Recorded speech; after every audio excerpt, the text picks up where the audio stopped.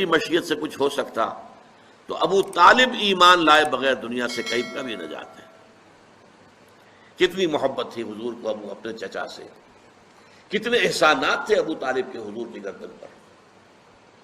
ایک آہنی فصیل بن کر کھڑے رہے ہیں، پروٹیکشن دی ہے، اور پورا بنو ہاشم کا خاندان ہے کہ سردار تھے بنی ہاشم کے، تو بنو ہاشم ان کے حکم سے ادھر ادھر ہو سکتے ہی نہیں تھے. قبائلی نظام بڑا مضبوط تھا، اور وہ حضور کا پشت پناہ بنا رہا آخر وقت. آخری وقت بھی حضور نے فرمایا ہے، چچا جان میرے کان میں ہی کہہ دیجئے الفاظ اشہد ان لا الہ الا اللہ واشہد ان محمد عبدہ ورسولہ، میں اللہ کے ہاں جا کے گواہی دے سکوں گا کہ یہ ایمان لے آئے تھے. لیکن یہ کہ اس وقت عربوں کا جو ایک خاص ہوتا ہے، ایک اب کیا اسے کہیں، اپنا ایک غرور کہہ لیجئے، زوم کہہ لیجئے. کہتے کیا ہے کہ بھتیجے مجھے خوب معلوم ہے کہ تیرے دین سے بہتر کوئی دین نہیں ہے، لیکن میں یہ نہیں چاہتا کہ عرب کی عورتیں تانا دیں کہ ابو طالب جو ہے موت سے ڈر کر ایمان لے آیا. اب موت میرے سرانے کھڑی ہے، میں اس وجہ سے اس وقت تو ایمان نہیں لاؤں گا یہ. لیکن بہرحال حضور کی مشیت پر معاملہ اگر طے ہوتا تو ابو طالب اس دنیا سے بغیر ایمان لائے رخصت نہ ہوتے. جتنا چھپاتے چلے گئے ابو طالب اتنا ابھرتا چلا گیا. چل تو نے چھپا لیا کہ نام رکھا ابو طالب نے، تو نے کہا نہیں رکھا. پالا ابو طالب نے، تو نے کہا نہیں پالا. سب کچھ تو نے کر لیا، لیکن تاریخ میں تو اگلا ظلم نہ کر سکا. صرف ہمیں اتنا بتا دے، اسلام کی پہلی دعوت کس کے گھر ہوئی؟ وہ جو دعوت ذوالشیرہ ہے، وہ جو اللہ نے حکم دیا تھا، وہ جو 40 کافر آئے تھے، وہ کس کے گھر میں آئے تھے؟ اب یہاں پہ کوئی بھی نہ چھپا سکا. ابن خلدون سے شبلی نعمانی تک، شبلی نعمانی سے لے کر سلیمان قردوسی تک، سلیمان قردوسی سے لے کے ڈاکٹر طاہر القادری تک سب نے لکھ دیا کہ حضرت ابو طالب کے گھر میں اسلام کی پہلی دعوت ہوئی تھی. مولوی سر پہ قرآن رکھ کے بتائے کہ ابو طالب کا گھر کہاں تھا، وہ کہے گا مکہ میں. اللہ کا اپنا گھر کہاں تھا، وہ کہے گا مکہ میں. تو جب اللہ کا اپنا گھر تھا تو بات ابو طالب کی حویلی میں کیوں؟ جب خدا کا اپنا گھر تھا تو اسلام کی پہلی دعوت ابو طالب کے گھر میں کیوں ہوئی؟ آج مولویوں کو پتا چل گیا کہ ابو طالب نے کلمہ نہیں پڑھا. کیا خدا کو نہیں پتا تھا کہ اس نے میرا کلمہ نہیں پڑھنا؟ پھر خدا کو کیا ضرورت تھی کہ بات توحید کی تھی وہ ابو طالب کی حویلی میں رہی ہے، بات رسالت کی تھی وہ ابو طالب کے گھر رہی ہے. خدا کہہ دیتا میرا محمد ہمیں احسان لینے کی ضرورت ہی نہیں ہے، تو خانہ کعبہ میں آ، 40 کافروں کو وہاں بلا، کعبے کی دیوار کے ساتھ ٹیک لگا، میرے گھر میں میری بات کر. گھر اللہ کا تھا لیکن خدا نے اپنے گھر میں دعوت نہیں کروائی، دعوت کروائی ابو طالب کے گھر میں. جب ہم نے مولویوں سے پوچھا اس میں راز کیا تھا، انہوں نے کہا یہ فضیلت ابو طالب نہیں تھی، اس لیے ابو طالب کے گھر میں دعوت کا اہتمام ہوا کہ اللہ کے گھر میں اس دور میں بت رہتے تھے. اللہ کے گھر میں بت رہتے تھے، اللہ کے گھر میں بت رہتے تھے. مولوی تجھے شرم نہیں آتی؟ رحمان کے گھر بت تھے، عمران کے گھر بت رہے.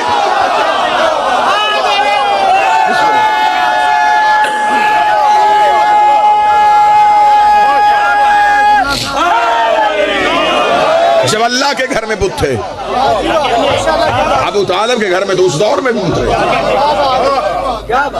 ناتے کیا بڑی تیرا کامات ہے، تیرے گیت گاواں یا رسول اللہ. تو جس کا کھائے تو اس کا گائے، اور جس کا مصطفیٰ کھاتا رہا. شاہ مدینہ یثرب کا والی، سارے نبی تیرے در کے سوالی. یہی تو 1400 سال سے ہم کہہ رہے ہیں کہ سارے نبی تیرے در کے سوالی. لیکن یہ کسی نے نہیں پوچھا کہ وہ نبی کا در کون ہے. علی بابوہا، علی در ہے. اب کہ سارے نبی تیرے در کے سوالی. بتانا پڑے گا کہ رسالت ماپ کی تربیت کس گھر میں ہوئی. کیا کہنے میں کہاں جا کے عمران پڑھوں جس کی انگلی پکڑ کے رسول چلنا سیکھے.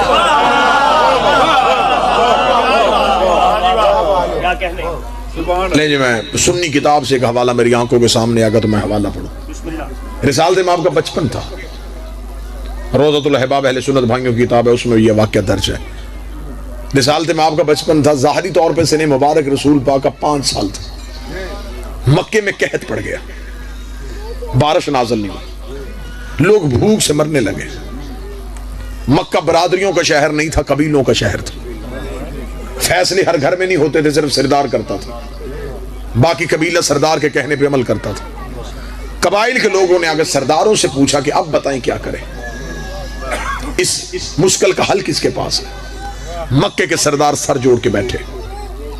انہوں نے کہا کیا کریں، بارش کیسے نازل ہو؟ انہوں نے کہا ایسے کرتے ہیں کہ ہر قبیلہ اپنا اپنا بت لے کے ایک مخصوص دن میں میدان میں آئے، اس میدان میں لا کے بتوں کو رکھتے ہیں، سامنے ہاتھ جوڑ کے بیٹھ جاتے ہیں، ایک ایک بت کی کرتے ہیں عبادت، کسی ایک کے کہنے پہ بارش ہو جائے گی، اور جس بت کے آگے جھکنے سے بارش ہو جائے آج کے بعد پورا مکہ اسے تسلیم کر لے۔ یہ ایک خدا کی پوجا نہیں کرتے تھے، ہر قبیلے کا علیحدہ بت تھا۔ یہ اتنے تعصب تھا ان میں، یہ دوسرے کا خدا پوجنا بھی اپنی توہین سمجھ۔ امیروں کا خدا امیر ہوتا تھا، غریبوں کا خدا۔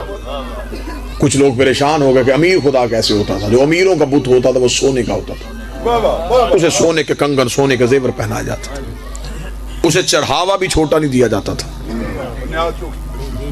غریبوں کے بت غریب ہوتے تھے، آٹے کا بت۔ انہوں نے کہا جی سارے اپنے اپنے بت لے کے آؤ، آج امتیاز ختم کریں، آج کوئی فرق نہیں، آج سارے خدا ایک کریں۔ سارے بت لانے کا فیصلہ ہو گیا۔ ایک بندہ اٹھا، اس نے کہا کہ ہم سارے قبیلے تو اپنے اپنے بت لے کے آئیں گے، مکے میں وہ اجتماع ہی نہیں ہوتا جس میں ہاشمیوں کی نمائندگی نہ ہو، کیونکہ ایک ہی تو گھر مکے میں سرداروں کا تھا۔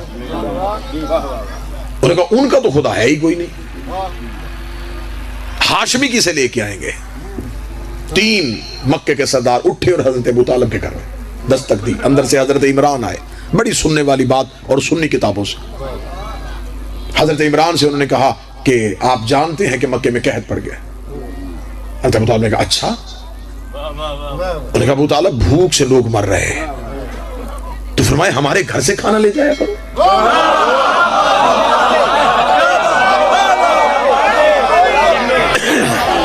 ہمارا دسترخوان تو بند نہیں ہوا، ہمارا دسترخوان تو چل رہا ہے۔ انہوں نے کہا ابو طالب نہیں، بات کھانے کی نہیں، ہم نے اب طے یہ کیا ہے کہ اب لیتے ہیں بتوں کا امتحان، خداؤں کا امتحان، اب دیکھتے ہیں کہ کون خدا جلدی سنتا ہے۔ تو لہذا ہم نے طے کیا ہے کہ ہم اپنے اپنے خدا، اپنے اپنے بت لے کے آئیں گے، اگر تمہارا بھی کوئی بت ہے تو تم بھی کل والے اجتماع میں آنا، ورنہ پھر ہم اعلان کر دیں گے کہ ہاشمی کسی خدا کو نہیں مانتے، کیونکہ آج تک ہاشم نے نہیں بتایا وہ کس کی پوجا کرتا، عبد المطلب نہیں بتایا اس کا خدا کون ہے، اور بتایا تو نے بھی نہیں کہ تو کس کی عبادت کرتے۔ اب بتائیں کل آپ آئیں گے؟ حضرت ابو طالب نے کہا کل ہم آئیں گے۔ مکہ کے لوگ جا کے اگلے دن اپنے اپنے بتوں کو سجا کے، اب بات بارش والی بھول گئی، اب یہ مکے میں ایک علیحدہ سوچ گردش کر رہی تھی کہ کل ہاشمی کسے لے کے آئے، ان کا بت کیسا ہوگا؟ یہ تو رئیس گھر ہے، ان کا تو بت بھی بڑا رئیس ہوگا، یہ کسے لے کے آئیں گے؟ پنجوں کے بل کھڑے ہو کے لوگ حضرت ابو طالب کا گھر دیکھ رہے تھے، دروازہ بند تھا، لوگ ایک دوسرے کو کہہ رہے تھے ابھی کوئی نہیں آیا، ابھی ابو طالب نہیں آئے۔ تھوڑی دیر کے بعد دروازہ کھلا، کل ایمان کے باپ کا پہلا قدم مکے کے بازار میں۔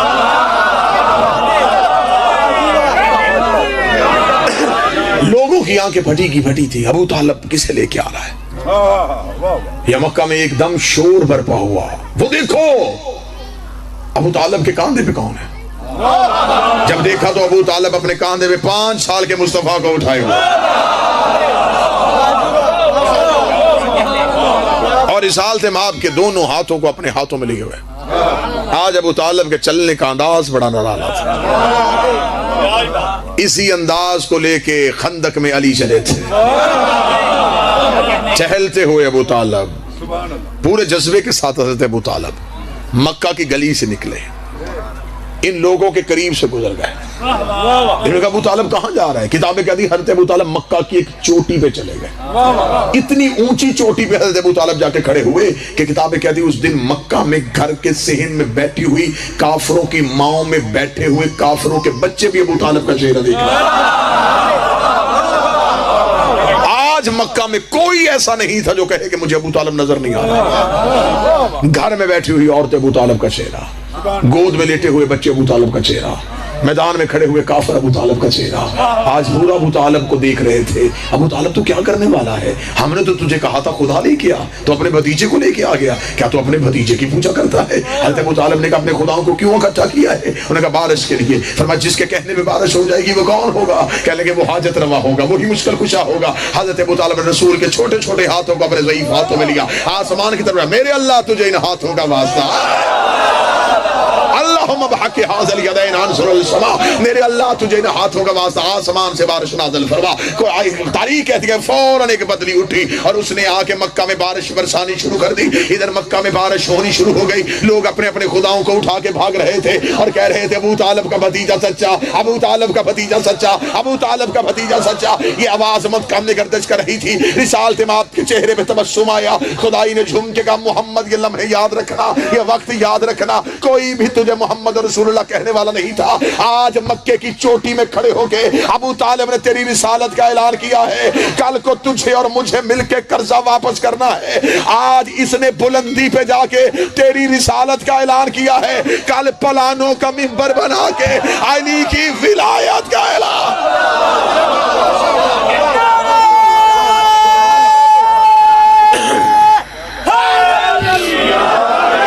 اس نے بتایا ہے کہ محمد اللہ کا رسول ہے. ہم نے بتانا ہے کہ علی اللہ کا ولی.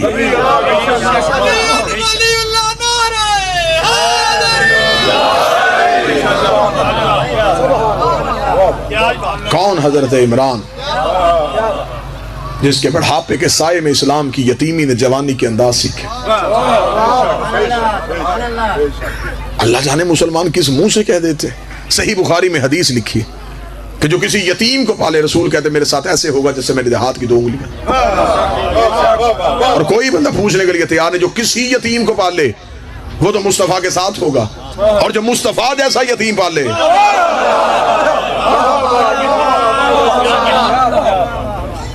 لوگ حضرت ابو طالب کے ابھی اس بات پہ بحث کر رہے ہیں کلمہ پڑھا تھا یا نہیں پڑھا تھا. پیغمبروں کی فہرست میں ابو طالب کا نام ہے. حضرت عیسیٰ سے لے کے رسول تک کیا یہ دور اللہ نے خالی رکھا؟ اس دور میں پھر اللہ کا پیغام رساں کون تھا؟ کس نے پیغام الہی دنیا تک پہنچایا؟ کس نے رموز رسالت رسول کے حوالے کیے؟ یہی ایک آیت سے ابو طالب کے شخصیت کا پتہ چل رہا جب خدا کر عالم یجد کا یتیمن فاوا. محمد تو یتیم تھا، تجھے ہم نے پالا. یہ تجھے اللہ کے ہم کہنے سے بھی پتہ نہیں چل رہا کہ ابو طالب کون ہے.